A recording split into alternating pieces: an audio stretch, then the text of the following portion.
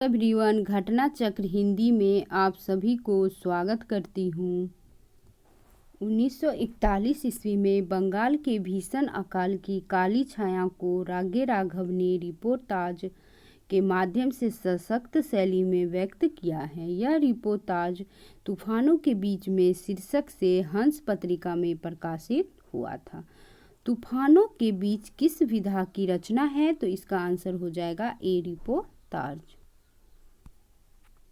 Next question है, plot का मोर्चा reportage के लेखक का नाम है? तो इसका आंसर हो जाएगा सी, शमशेर बहादुर सिंह। प्लाट का मोर्चा रिपोर्टाज के लेखक शमशेर बहादुर सिंह है।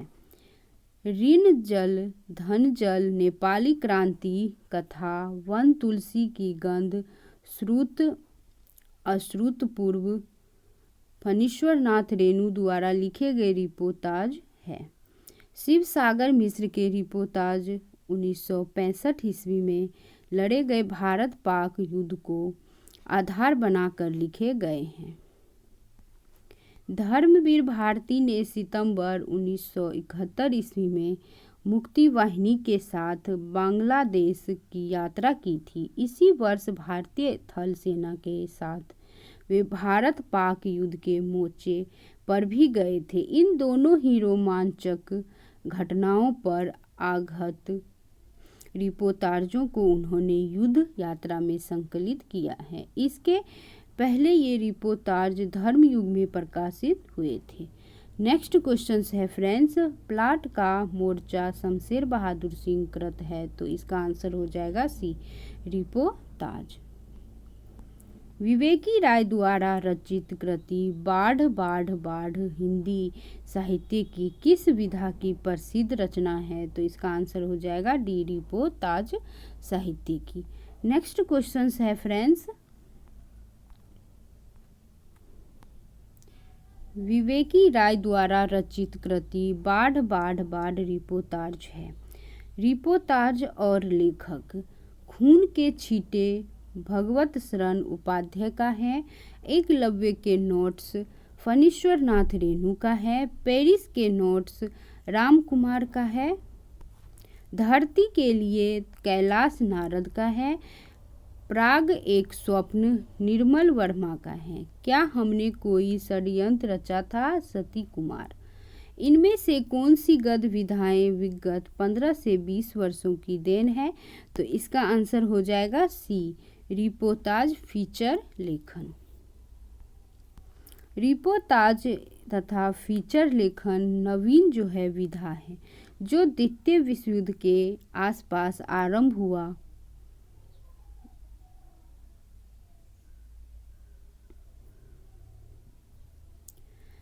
पंद्रह 20 वर्ष की गद्य विधाएं पूछा गया है, जबकि यह लगभग 70 से 75 वर्ष पुरानी विधा है। अब हम इंटरव्यू क्वेश्चंस के बारे में हम अब रिवीजन करेंगे फ्रेंड्स। जैनेंद्र जी के साथ कुछ घंटे इंटरव्यू के लेखक हैं? तो इसका आंसर हो जाएगा ए, नंद कुमार कोहली। नई धारा पत्रिका ने हम इनसे मिले शीर्षक से एक स्तंभ ही आरंभ कर दिया था, जिसमें नंद कुमार कोहली का जैनेंद्र जी के साथ कुछ क्षण नामक इंटरव्यू छपा था। प्रभाकर माचवे ने 1938 ईस्वी में जैनेंद्र कुमार का इंटरव्यू लिया था, जो जैनेंद्र के विचार नामक पुस्तक में छपा था। 1952 ईस्वी में डॉक्टर पद्मश्री शर्मा कमलेश कृत में इनसे मिला में 18 कवियों, कथाकारों तथा आलोचकों की भेंट वार्ताएं संकलित हैं।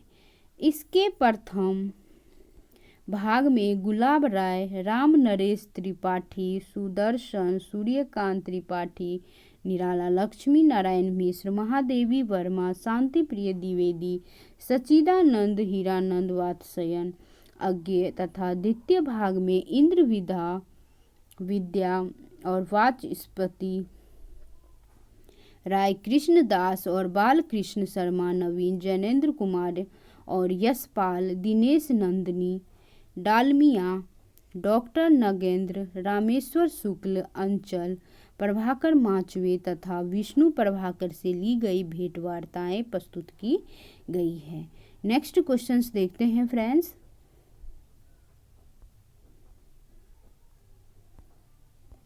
अब हम यात्रा व्रत टॉपिक के बारे में हम अब क्वेश्चंस देखते हैं। भारतेंदु ने यात्रा व्रत संबंधी कौन सी रचनाएं लिखी है? तो इसका आंसर हो जाएगा डी, सरयू पार की यात्रा। भारतेंदु की यात्रा व्रत संबंधी रचना सरयू पार की यात्रा, मेहदावल की यात्रा, लखनऊ की यात्रा और हरिद्वार की यात्रा उल्लेखनीय हैं। उनकी यात्रा व्रत रचनाएं कवि वचन सुधा पत्रिका में 1871 ईस्वी से 1879 ईस्वी तक के अंकों में प्रकाशित होती रही हैं। गया की यात्रा बालकृष्ण भट्ट की यात्रा व्रत संबंधी रचना है। निम्नलिखित में विष्णु प्रभाकर लिखित यात्रा व्रत कौन सा है? तो इसका आंसर हो जाएगा बी, ज्योतिपुंज हिमालय। विष्णु प्रभाकर की यात्रा व्रत है ज्योतिपुंज हिमालय। 1982 ईस्वी में राह चलते चलते 1985 ईस्वी में हिम शिखरों की छाया में 1988 ईस्वी में हम सफ़र मिलते रहे 1996 ईस्वी में आकाश एक है 1998 ईस्वी में संपूर्ण यात्रा व्रत है 1999 ईस्वी में। हमारी यात्रा के यात्रा वृत्तांतकार है तो इसका आंसर हो जाएगा सी, लोचन प्रसाद पांडे। हमारी यात्रा के यात्रा वृत्तांतकार लोचन प्रसाद पांडे हैं। इनकी यह यात्रा वृत्तांत सितंबर 1915 ईस्वी में हिंदू में छपी थी। भगवान दास वर्मा का यात्रा वृत्तांत लंदन का यात्री तथा यशपाल जैन की यूरोप यात्रा के संस्मरण यात्रा वृत्तांत है। लंका यात्रा का विवरण यात्रा व्रत के लेखक है तो इसका आंसर हो जाएगा बी, गोपाल राय गहमरी का। नेक्स्ट क्वेश्चंस देखते हैं फ्रेंड्स। द्विवेदी युग के गोपाल राय गहमरी ने लंका यात्रा का विवरण 1916 ईस्वी की रचना करके यात्रा व्रत संबंधी साहित्य की श्रीवृद्धि की है। उन्होंने रेल तथा जहाज द्वारा की गई अपनी लंका यात्रा का विवरण प्रस्तुत किया है। यात्रा वृत्तांत के लेखक एवं यायावर के रूप में जिनकी प्रसिद्धि है वे हैं, इसका आंसर हो जाएगा बी, राहुल सांस्कृत्यायन। यात्रा लेखन में राहुल सांस्कृत्यायन का अन्यतम स्थान है। वे पक्के घुमक्कड़ थे और उनके जीवन का बहुत बड़ा भाग घूमने फिरने में व्यतीत हुआ था। उन्होंने तिब्बत में सवा वर्ष 1933 ईस्वी, मेरी यूरोप यात्रा 1935 ईस्वी, मेरी तिब्बत यात्रा 1937 ईस्वी, घुमक्कड़ शास्त्र, श्रीलंका की यात्रा, मेरी लद्दाख यात्रा रूप में 25 मास, जापान की यात्रा आदि यात्रा वृत्तांत कृतियों की रचना की है। घुमक्कड़ शास्त्र यात्रा व्रत के लेखक हैं तो इसका आंसर हो जाएगा बी, राहुल सांस्कृत्यायन। घुमक्कड़ शास्त्र नामक ग्रंथ के लेखक है तो इसका आंसर हो जाएगा डी, राहुल सांस्कृत्यायन। अरे यायावर रहेगा याद किस विधा की रचना है तो इसका आंसर हो जाएगा बी, यात्रा वृत्तांत का। नेक्स्ट क्वेश्चन है फ्रेंड्स। अरे यायावर रहेगा याद यात्रा वृत्तांत विधा की रचना है। इसमें अज्ञे जी द्वारा स्वतंत्रता पूर्व भारत की यात्रा का वर्णन है। इसमें वर्णित कुछ स्थल वर्तमान पाकिस्तान का हिस्सा है। वर्ष 1955 ईस्वी में यूनेस्को के निमंत्रण पर अज्ञे जी यूरोप भ्रमण पर गए तथा इस यात्रा का वृत्तांत एक बूंद सहसा उछली में किया। इनके अतिरिक्त अज्ञे ने 4 छोटे यात्रा वृत्तांत 20वीं सदी का गोलोक और बसंत का अग्रदूत, ऋण स्वीकारी हूँ और अज्ञे अपनी निगाह में का उल्लेख मिलता है। इनमें से 20वीं सदी का गोलोक एक बूंद सहसा उछली का एक अंश है।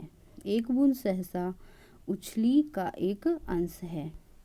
अरे यायावर रहेगा याद किस विधा की रचना है? तो इसका आंसर हो जाएगा सी, यात्रा साहित्य। अरे यायावर रहेगा याद किसकी कृति है? तो इसका आंसर हो जाएगा सी, अज्ञे का। एक बूंद सहसा उछली यात्रा वृत्तांत के लेखक है? तो इसका आंसर हो जाएगा बी, सच्चिदानंद वात्स्ययन अज्ञे का। एक बूंद सहसा उछली की रचना विधा है? तो इसका आंसर हो जाएगा डी, यात्रा व्रत। नेक्स्ट क्वेश्चन है फ्रेंड्स, एक बूंद सहसा उछली किसके द्वारा लिखित यात्रा वृत्तांत है? तो इसका आंसर हो जाएगा ए, अज्ञे जी। राम वृक्ष बेनीपुरी की कौन सी कृति यात्रा व्रत की है? तो इसका आंसर हो जाएगा सी, पैरों में पंख बांधकर। राम वृक्ष बेनीपुरी ने सन 1952 ईस्वी में पैरों में पंख बांधकर अपनी यात्रा व्रत लिखा। उनकी दूसरी यात्रा व्रत उड़ते चलो सन 1954 ईस्वी में लिखी गई। आखिरी चट्टान रचना के लेखक है? तो इसका आंसर हो जाएगा ए, मोहन राकेश। आखिरी चट्टान तक मोहन राकेश का यात्रा व्रत है, जो भारतीय ज्ञानपीठ से प्रकाशित हुआ था। दिसंबर 1952 ईस्वी से फरवरी 1953 ईस्वी के बीच मोहन राकेश ने गोवा से कन्याकुमारी तक की यात्रा की थी। यात्रा से लौटते ही यह लिख डाली थी। अमृत राय की प्रमुख कृतियाँ इस प्रकार है: साहित्य में संयुक्त मोर्चा, सुबह रंग, लाल धरती, नई समीक्षा, नागफनी का देश, हाथी के दांत, अग्निशिखा, फांसी के तख्ते से, कस्बे का एक दिन, गीली मिट्टी, कटघरे जंगले, सहचिंतन, भटियाली, बतरस और चतुरंग, सारंग और धुआं। गद्य काव्य एवं व्यंग्य के बारे में हम अब क्वेश्चंस देखेंगे फ्रेंड्स। साधना जो है गद्य काव्य किसने लिखा है? तो इसका आंसर हो जाएगा ए, राय कृष्ण दास। नेक्स्ट क्वेश्चंस देखते हैं फ्रेंड्स। राय कृष्ण दास कहानी सम्राट प्रेमचंद्र के समकालीन कहानीकार एवं गद्य गीत लेखक थे। साधना 1919 ईस्वी में प्रकाशित हुआ। अनाख्या जो है वो 1929 ईस्वी में प्रकाशित हुआ। सुधासु जो है 1929 ईस्वी में प्रकाशित हुआ। प्रवाल जो है 1929 ईस्वी में प्रकाशित हुआ। आदि इनकी प्रमुख रचनाएं। इन्होंने भारत कला भवन की स्थापना की थी, जिसे वर्ष 1950 ईस्वी में काशी हिंदू विश्वविद्यालय को हस्तगत कर दिया गया। चित्रकला एवं मूर्तिकला के क्षेत्र में इनका महत्वपूर्ण योगदान था। उनकी लिखित भारत की चित्रकला और भारतीय मूर्तिकला अपने जीवन के मौलिक ग्रंथ है। नेक्स्ट क्वेश्चन देखते हैं। विष्णुकांत शास्त्री की प्रसिद्ध गद्य काव्य कृति का नाम है? तो इसका आंसर हो जाएगा सी, कुछ चंदन की कुछ कपूर की। विष्णुकांत शास्त्री की प्रसिद्ध गद्य काव्य कृति का नाम है कुछ चंदन की कुछ कपूर की है। शास्त्री जी की अन्य प्रमुख रचनाएं हैं कवि निराला की वेदना तथा निबंध, चिंतन मुद्रा, अनुचिंतन, तुलसी के हिये हेरी, बांग्लादेश के संदर्भ में रिपोर्टाज, स्मरण को पाथे बनने दो, संस्मरण, सुंधिया उस जनदन वन की, भक्ति और शरणागत, ज्ञान और क्रम आदि। भूतपूर्व प्रधानमंत्री अटल बिहारी वाजपेयी भारत रत्न से सम्मानित की। चुनी हुई कविताओं का संकलन उन्होंने अमर आग है में किया है। निठल्ले की डायरी नामक हास्य व्यंग्य निबंध संग्रह के लेखक है। तो इसका आंसर हो जाएगा डी, हरिशंकर परसाई ने। निठल्ले की डायरी हरिशंकर परसाई के व्यंग्यों का एक संग्रह है। इसमें उनके 26 व्यंग्य शामिल हैं, जिसमें समाज में फैले भ्रष्टाचार, दिखावा और अफसरशाही आदि को उन्होंने अपनी कलम से निशाना बनाया। नेक्स्ट क्वेश्चन है, तुलसीदास चंदन घिसे के लेखक है, तो इसका आंसर हो जाएगा बी, हरिशंकर परसाई। हरिशंकर परसाई तुलसीदास चंदन घिसे के लेखक हैं। इस रचना की मूल अंतवस्तु जो है उसके भाषा शिल्प दोनों ही स्तरों से यह ज्ञात होता है कि परसाई जनता के रचनाकार थे। उनके इस निबंध संग्रह में सारिका के लिए 2 स्तंभों तुलसीदास चंदन घिसे तथा कबीरा खरा बाजार में के अंतर्गत लिखे गए 31 निबंध शामिल है। इन निबंधों में उन्होंने राष्ट्रीय स्तर पर दिखने वाले अंतर्विरोधों पर कड़े प्रहार किए हैं।